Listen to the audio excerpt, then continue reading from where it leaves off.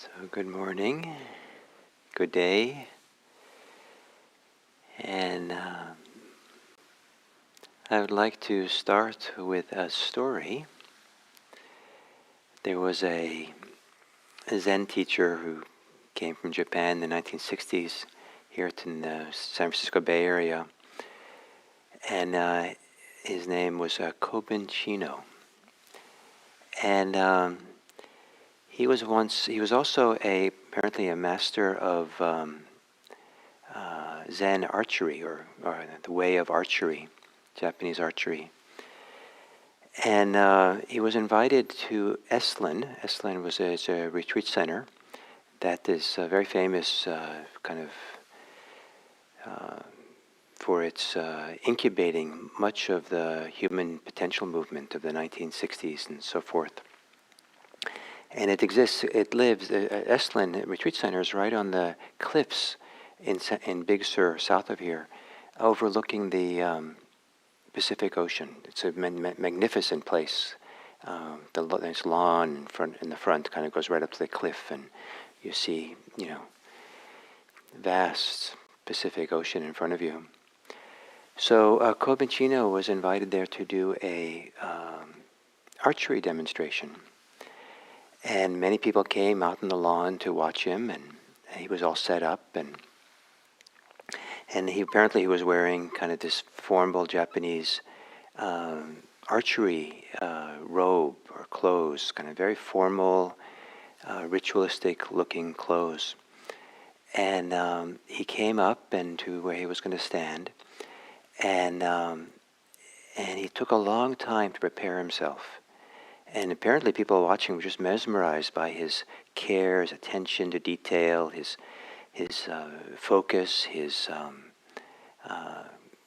and how he prepared and how he got himself in position. And it took a long time to take his position and get himself centered and balanced with his stance, his legs just right, and then picking up his bow and communing with the bow, getting ready with the bow, then pulling out an arrow and placing the arrow just right. And this was a long process of very concentrated and focused. And apparently the way he did it, people were kind of just mesmerized, kind of came along with him. And it was so like tea ceremony, some beautiful ritual.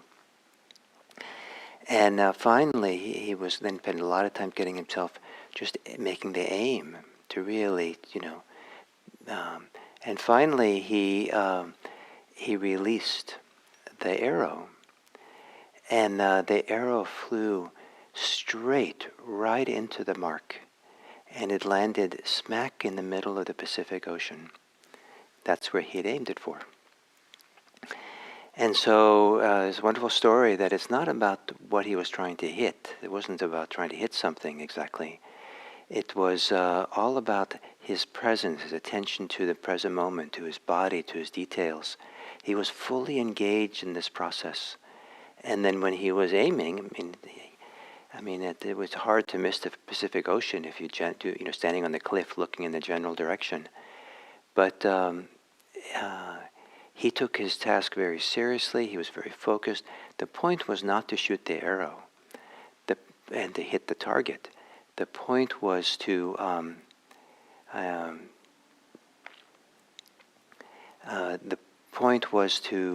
really be able to see, to get concentrated in the process, the sense of purpose, the engagement with what he's doing. So this is what I'd like to suggest for today, is that it's the preparation and the sense of concentration, purpose of what we're doing that's important. Don't worry so much about the results of your practice, but really kind of center yourself here. Have a strong sense of purpose, like here is where you're going to get into the present moment. Prepare yourself for it, get everything lined up. Kind of aim for the present moment, and really be here. And maybe you'll never shoot the arrow. That's not the point. What you're preparing yourself to do. It's the way that it puts you into the activity of being present. So, um, so, um, so we take a comfortable, upright meditation posture and take time with your posture. It could be that you make some big swaying back and forth. It's possible that you just do very small little movements. And the point is not to find the right posture. The point here is to really be present in the finding it. Really feel and sense your body. And feel the weight of your sitting bones if you're sitting. And feel if the weight above your torso is balanced, comes down in a balanced way on the sitting bones. Not too much on one or the other, not projected forward or backwards, just everything lined up.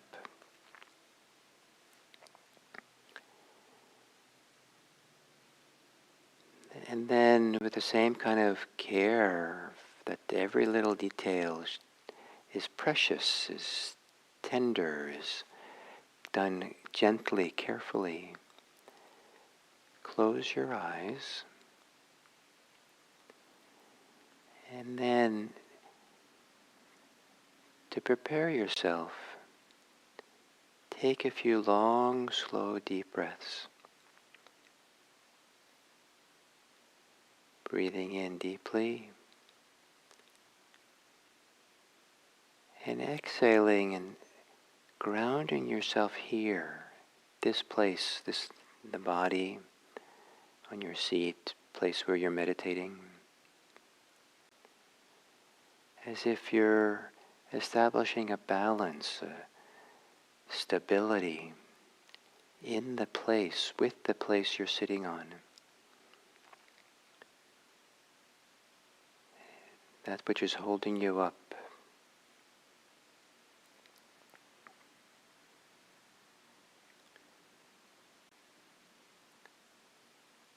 Continuing with some somewhat deeper breaths. Long exhale, relaxing.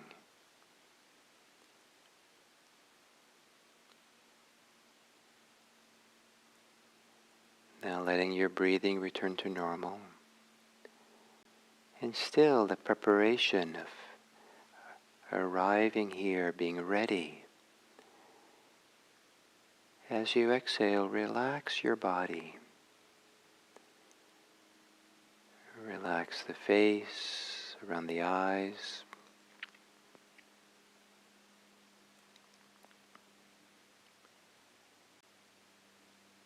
Relax the shoulders, softening. But not so much to just be completely relaxed, but softening, relaxing to really be here in an intentional way, to embodied way, as if you're preparing your whole body for a very important task. Softening in the chest.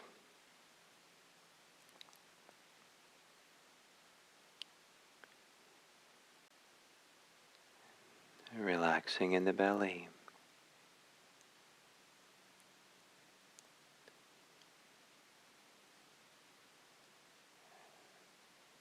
And for everything to work together in harmony, it's best to let go of any unnecessary tension.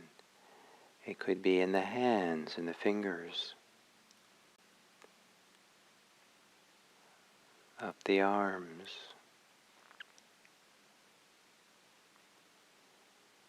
in the thighs, calves, and the feet.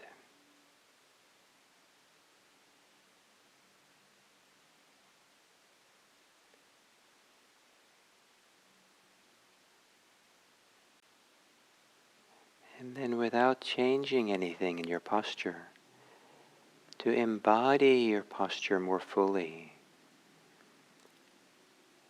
think more of the preparation for engaging in the purpose of meditation, that you invite your whole body along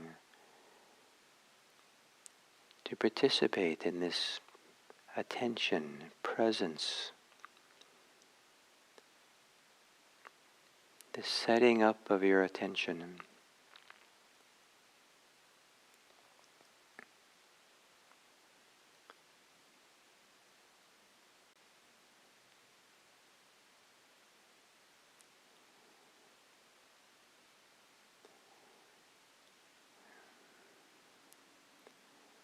And then to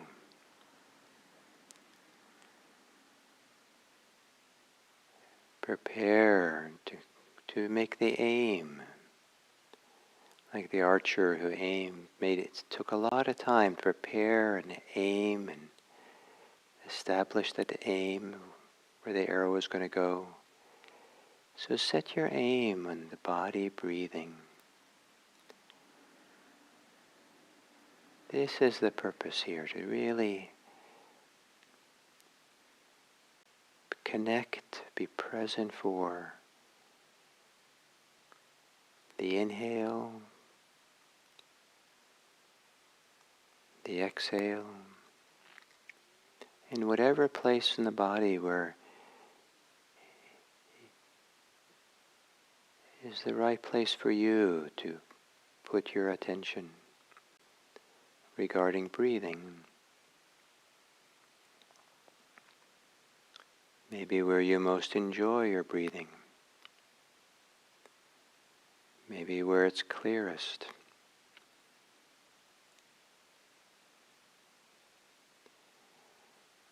And the point here is now, it's not to be successful, not to accomplish anything, but rather to setting yourself up with the aim, really aiming gently, lovingly at the sensations of the body breathing.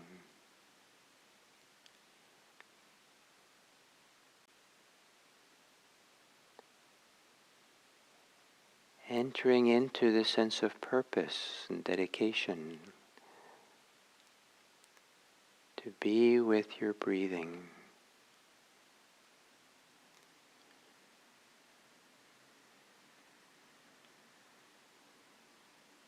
Entering into the practice of mindfulness of breathing.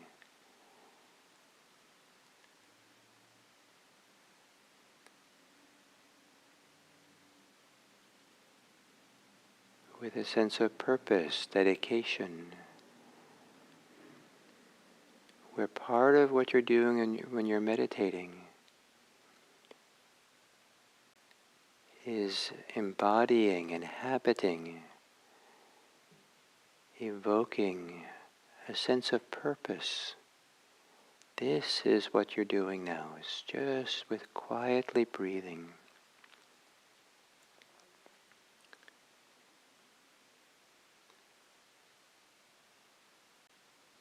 With every exhale, letting the thinking mind become quieter so you can really hold the aim on the full extent of the exhale. Relaxing, present, with purpose.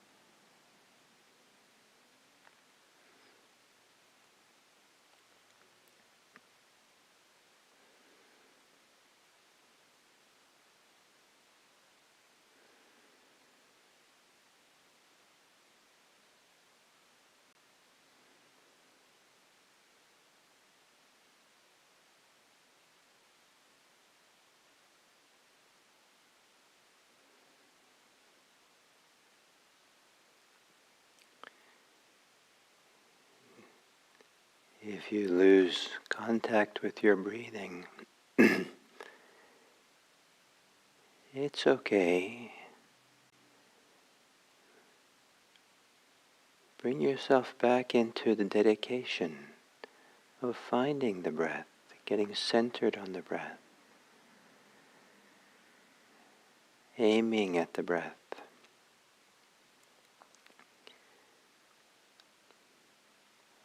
It's not so important that you drifted off. It's important that you come back and start again. Always, whenever you can, having a purpose, a very valuable purpose of really honing in on breathing, quieting the thinking mind, relaxing tension, all in the service of a dedicated attention to breathing.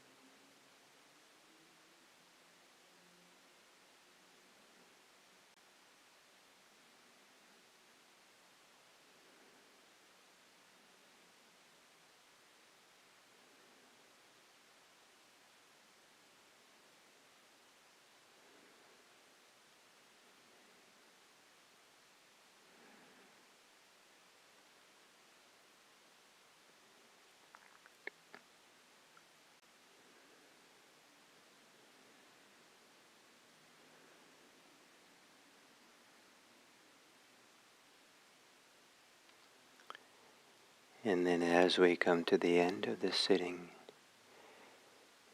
I invite you to experiment with reorienting yourself with to a sense of purpose, dedication, engagement with the dedication of merit, with the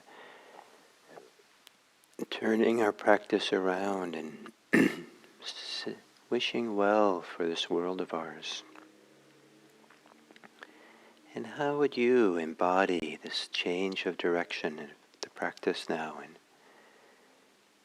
give yourself over to a new purpose, the purpose of wishing for the welfare of others, a kind, supportive, caring concern for the welfare of the world.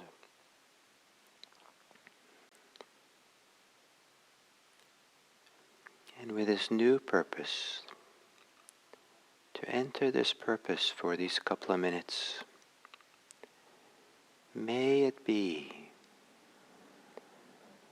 that any known and unknown ways that we've benefited from this practice, may we let those benefits spread from us into the world, so that the benefits of this meditation benefit others as well. May it be that our practice is for the welfare and happiness of everyone. May all beings be happy. May all beings be safe. May all beings be peaceful. May all beings be free. And may this be a purpose I carry with me on this day, that I look for ways to contribute to the welfare and happiness of the world.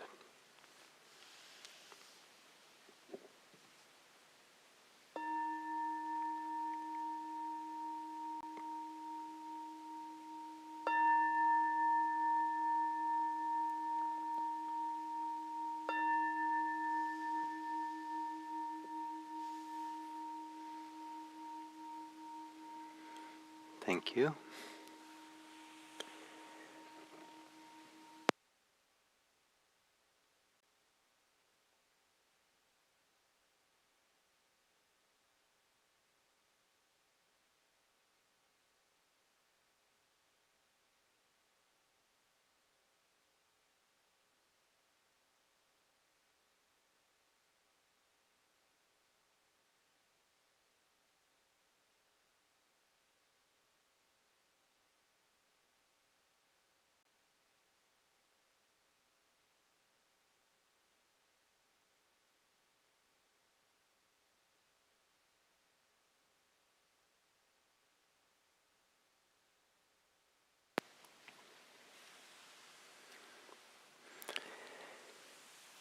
So hello everyone, and come to the third talk in this 5-part series. I've called it Finding Our Way, and finding our way with these different pairs of states that we can experience that sometimes exist in relationship to each other and sometimes can exist independent of each other.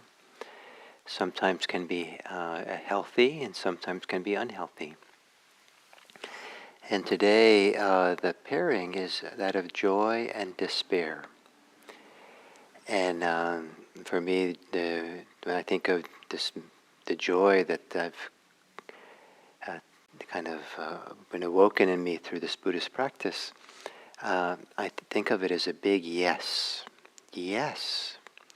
And even not knowing what I'm saying yes to. I mean, I'm not saying yes to anything. It's just the idea of yes. That something brightens inside of me, opens and delights me. The joy.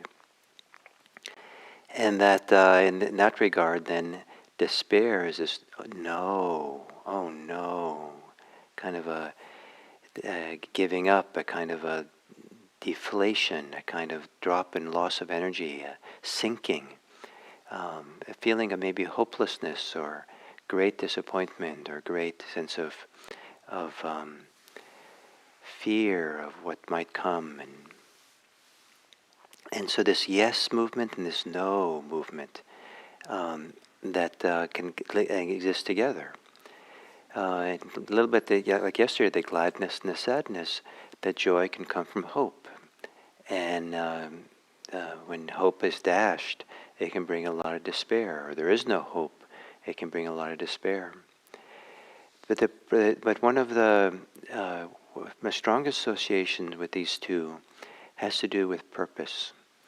That when we have a clear sense of healthy purpose, that there can be a kind of a yes to that, the kind of our system, our being, it gets involved in doing it. And when there's no sense of purpose, or the purpose seems hopeless, or is not working out, or we can't engage in it, then there can be despair about not fulfilling this purpose that's important for us. And the question is, what is it? What is the purpose we have? Is it a valuable, healthy purpose? There can be joy in the engagement and doing of things which are unhealthy. You can really fully be immersed in eating only desserts for lunch and for dinner, just completely engaged. And the concentration, the absorption, the everything else in the world falls away because it's just dessert, can be joyful, have a feeling of the engagement is so nice. But it might not be healthy for you. And there might be things that are healthy to do, but the way that we engage in it is not healthy. We might do it with resentment, with reluctance, hesitation, and there's and we don't really give ourselves over to doing it. And so maybe we can't be successful in doing something half-hearted, but it's an important thing to do. And so we feel despair of something that's healthy that we do. So the sense of purpose, what do we have a purpose for? What's the intention? Is a very important part of human life. And it's a valuable thing to do in a spiritual life, is to spend time reflecting on the purpose, the intention, the reasons, the goals in which we have set ourselves up, what we're doing. And this can set up then joy or despair, even wonderful, lovely, important, valuable spiritual dedications or purposes, meditation purposes, can bring a lot of despair if we are unsuccessful in doing it, we don't reach what we're trying to do.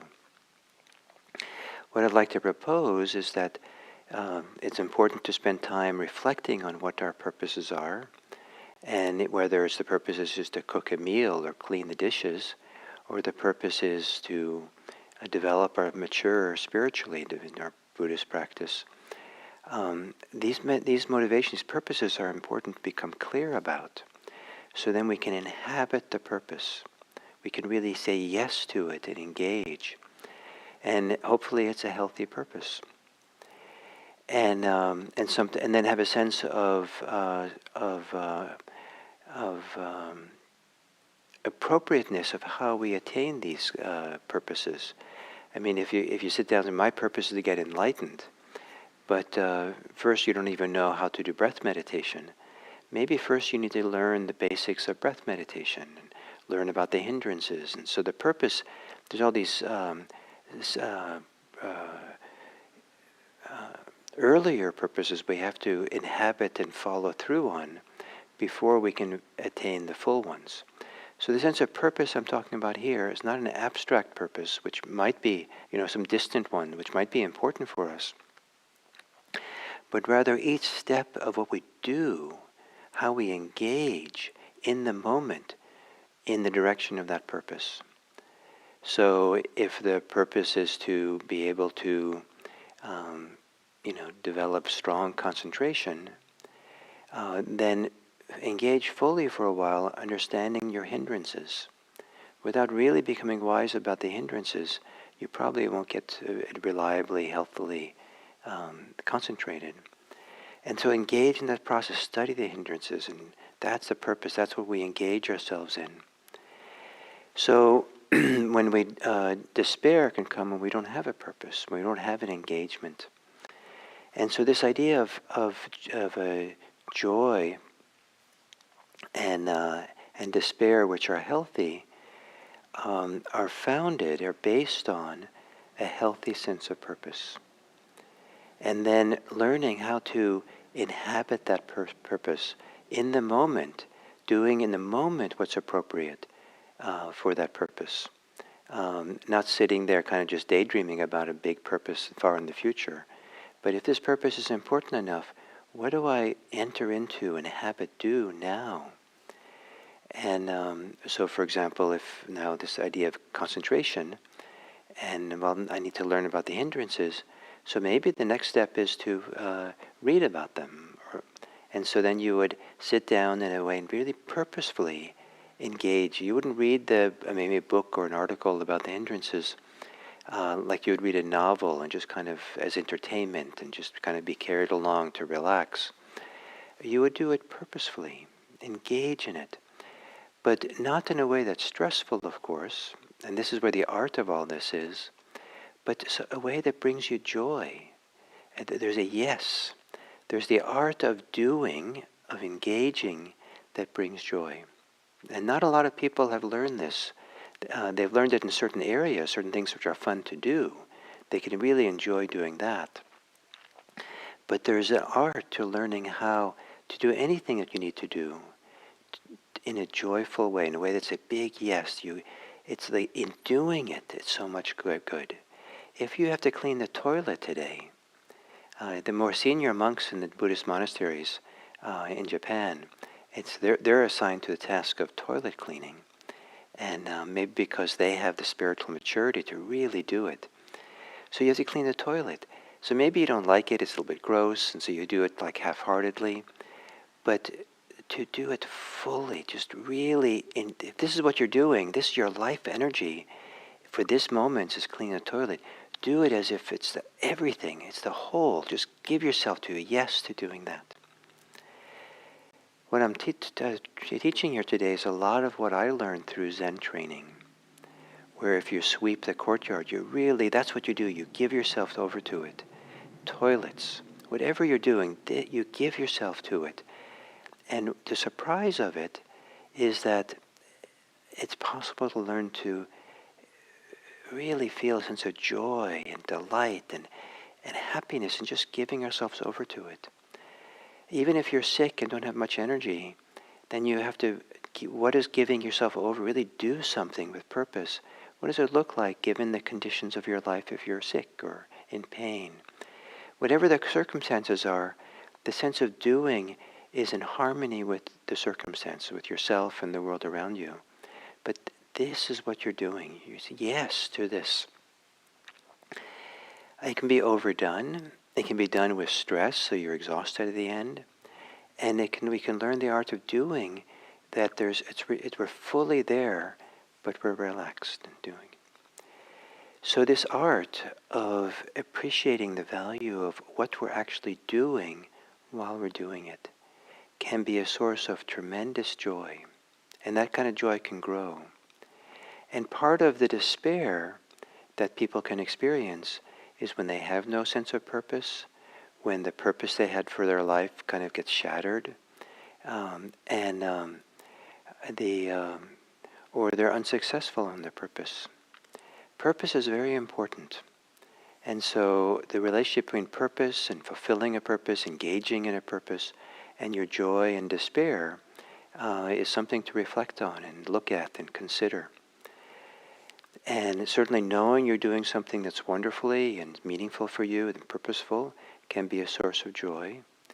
But if it's only abstract in the head, the evaluation of it, I'm doing something wonderful, then you're missing where the juice is, where the real heart is of this practice of mindfulness and the way it can really grow in us, grow for our life. And that is give yourself to the purpose of the moment. Give yourself to whatever bigger purpose you have if you're pursuing it or engaged in it. What is the steps in the moment? So, just to maybe make the point in a silly little example, say that the purpose is big purpose to develop concentration and meditation. You've heard now that reading about the hindrances and learning about them and understanding them well is a very important stepping stone for concentration.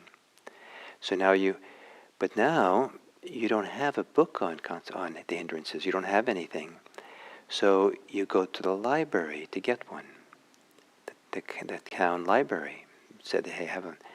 And so now walking to the library, driving to the library, biking to the library, that's the task of the moment.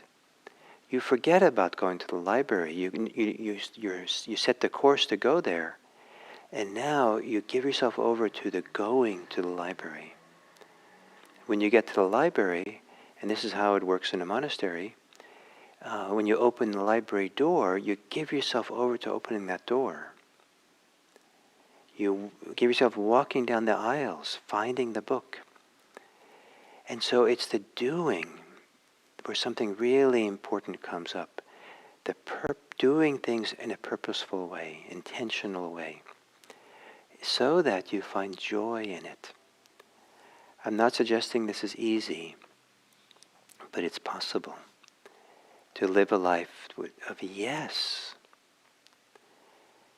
And if the purpose is valuable and you find this kind of value in inhabiting, engaging in what you're doing, then it doesn't matter if you're successful so much.